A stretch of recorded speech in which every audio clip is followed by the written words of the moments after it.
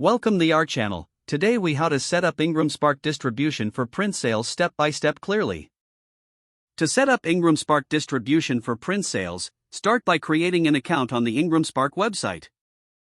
Navigate to the registration page and fill out the required information. Make sure to verify your email address to activate your account. Once your account is active, log into the IngramSpark platform. Click on the Create a Title option to begin the publishing process. Enter the title of your book in the designated field. Fill in the author name and any contributing authors. Select the appropriate ISBN option for your book. If you don't have an ISBN, you can request one through IngramSpark. Choose your book format, such as paperback or hardcover.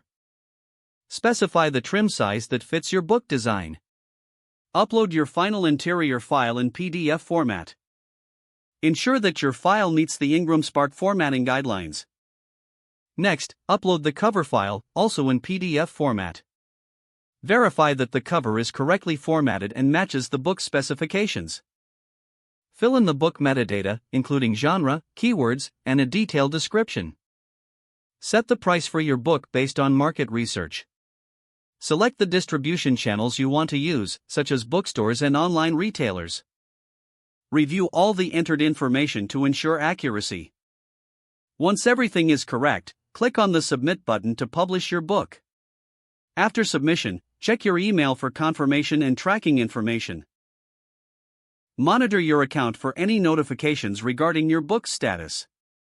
Make necessary adjustments or corrections if indicated by the IngramSpark team. Finally, promote your book through various channels to boost sales.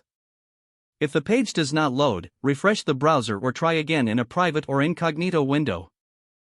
Make sure you are using the correct email address, then retype it carefully to avoid small typos. If your password is not accepted, use the reset option and create a new strong password you can remember. Check your spam folder for verification or security emails, then complete any requested confirmation steps. Don't forget to like this video and subscribe to our channel for more step-by-step tech guides.